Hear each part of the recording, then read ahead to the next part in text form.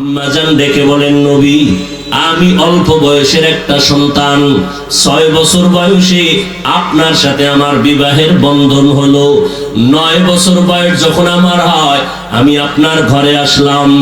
অল্প বয়সে আপনার ঘরে আসার পর রহমতের নবী আপনি, না জানি কোনো বেয়াদবি হয়ে যেতে পারে।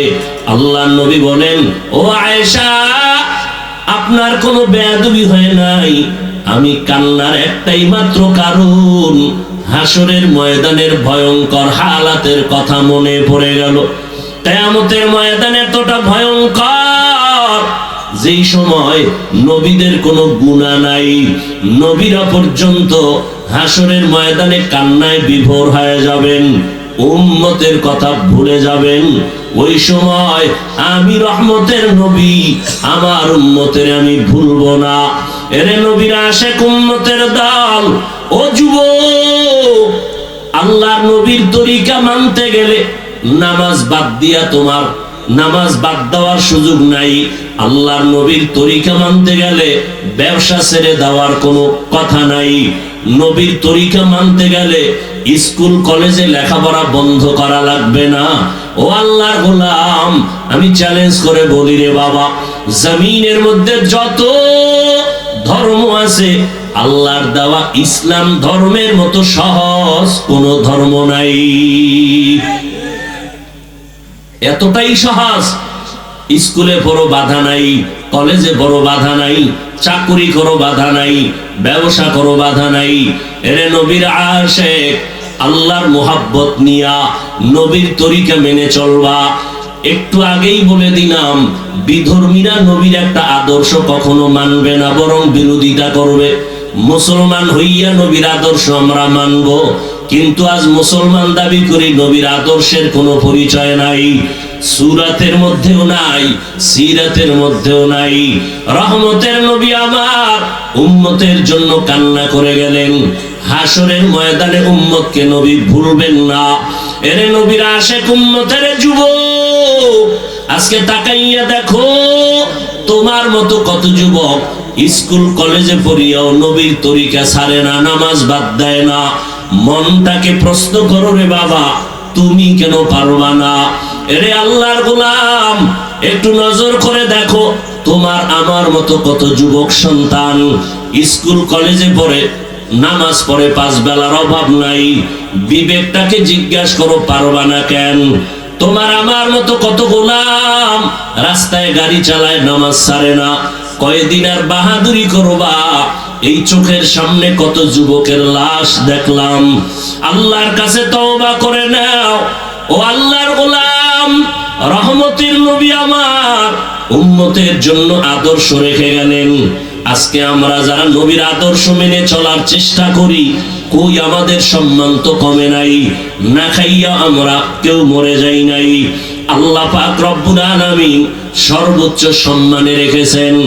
এরে আল্লাহর গোলাম, ও যুবকেরা, একটু নজর করে চিন্তা করো রে বাবা, ঘুমের বিছানায় কিন্তু কত যুবকের লাশ, পানির মধ্যে কত যুবকের লাশ, গাড়ির নিচে যুবকের লাশ।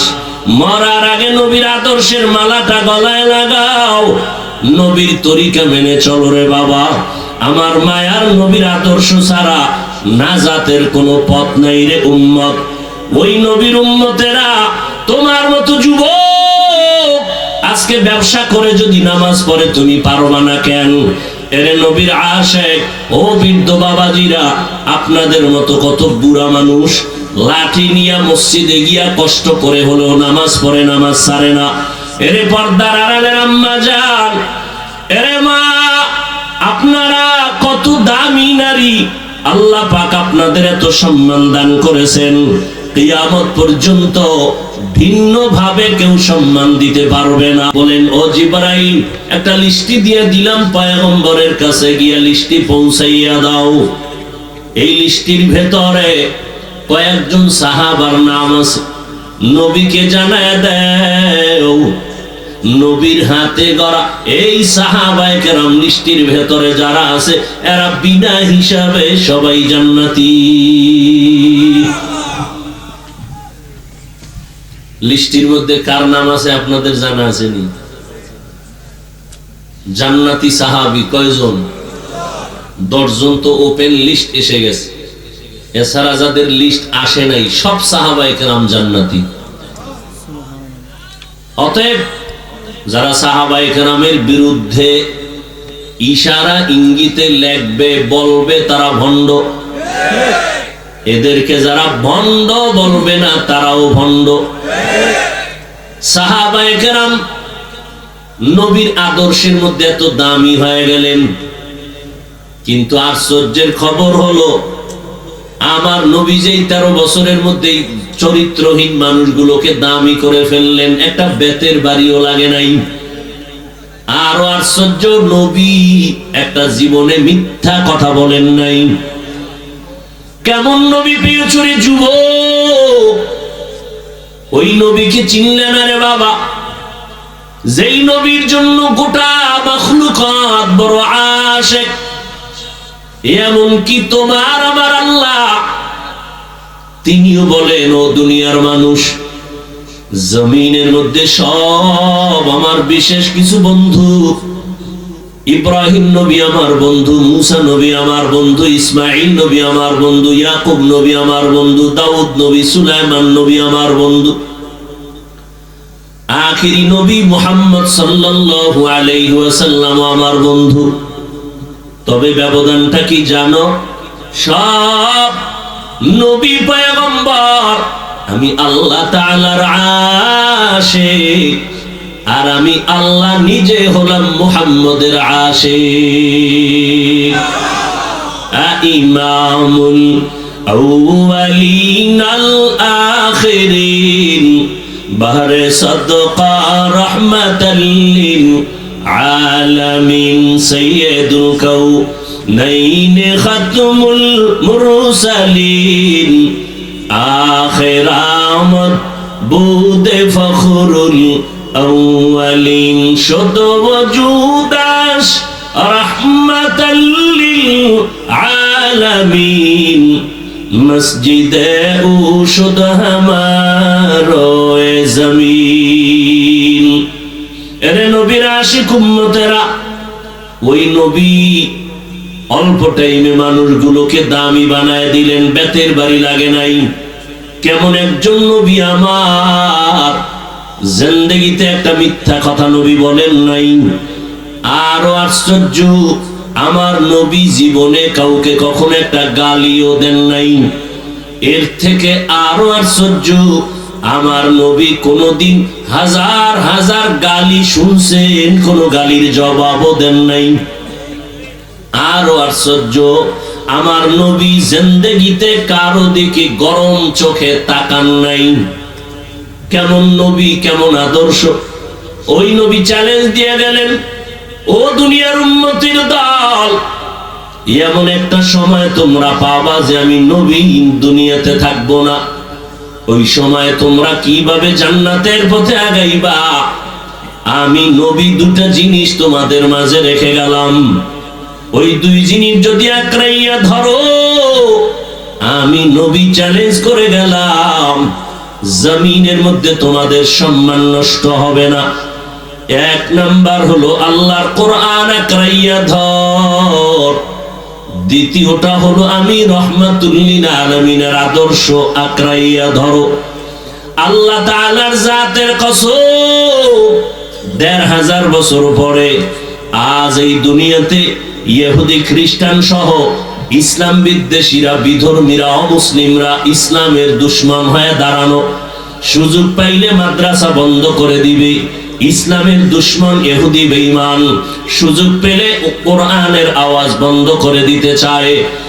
এত মুসিবতের মাঝেও আল্লাহর শুকর, তাকায় দেখো, যাদের মধ্যে নবীর সুন্নাত আছে, কোরআন আছে, আল্লাহর রহমত, এরা এখনো সারা দুনিয়ার মধ্যে সম্মানে আছে। এদের মতো সম্মানে কেউ নাই। এরে নবীর আশিক উম্মতের দল, রাহমাতুল লিল আলামিন, এই উম্মতের জন্য রহমত হয়ে জমিনে আসেন। রহমতের নবী বলেন, আমি জগৎ সমূহের জন্য রহমত। আমি নবী কারোর জন্য বরদোয়া করতে আসি নাই। আমার নবী রূহের জগতের জন্য রহমত, মায়ের গর্ভের জগতের জন্য রহমত, দুনিয়ার জগতের জন্য নবী রহমত, কবর জগতের জন্য আমার নবী রহমত, হাসর জগতের জন্য আমার নবী রহমত, জান্নাত ও জাহান্নামের জগতে আমার নবী রহমত। এরে নবীর উম্মতের দল, রূহের জগতে নবী কেমনে রহমত ভিন্ন আলোচনা, দুনিয়ার জগতে আমার নবী কেমনে রহমত ভিন্ন আলোচনা। আমার নবী দুনিয়ার জন্য কেমন রহমত, আমার নবী সমস্ত মুমিনদের জন্য যেমন রহমত, দুনিয়াতে সমস্ত বেঈমানের বেলায় আমার নবী রহমত। আমার নবী পুরুষের জন্য যেমন রহমত, আলাদাভাবে নারীদের জন্য আমার নবী রহমত। আমার নবী মানুষের জন্য যেমন রহমত, জঙ্গলের প্রাণীদের জন্য আমার নবী আলাদা রহমত। এরে নবীর আশিক উম্মতের দল, আমার নবী উড়ন্ত পাখিদের জন্য আলাদা রহমত। আমার নবী এরে আল্লাহর গোলাম, নদীর প্রাণী মাছ যা আছে জন্য নবী রহমত। আমার নবী একটা গাছের জন্য রহমত, আমার নবী মাছের জন্য রহমত। ওই নবী আমার উত্তম আদর্শ আমাদের সামনে রেখে গেলেন। ও হবিগঞ্জের এলাকার মুসলমান, ভালো করে শুনে নাও, বৃহত্তর হবিগঞ্জ শাহজাহানপুর এলাকা, ভালো করে শুনো রে বাবা। আমার নবীর রেখে যাওয়া সুন্নতের আমল, আদর্শের আমল হিন্দুরা করবে না, খ্রিস্টানেরা করবে না, ইহুদিরা করবে না, নবীর আদর্শের আমল করবে একমাত্র মুসলমান। কারা করবে? মুসলমান। অথচ আপনি দাবি করেন মুসলমান, মাথার মধ্যে নবীর তরিকায় চুল নাই, আপনার গালের মধ্যে নবীর আদর্শের দাড়ি নাই, আপনার ফ্যামিলির মধ্যে নবীর আদর্শ নাই, ব্যক্তি জীবনে আদর্শ নাই।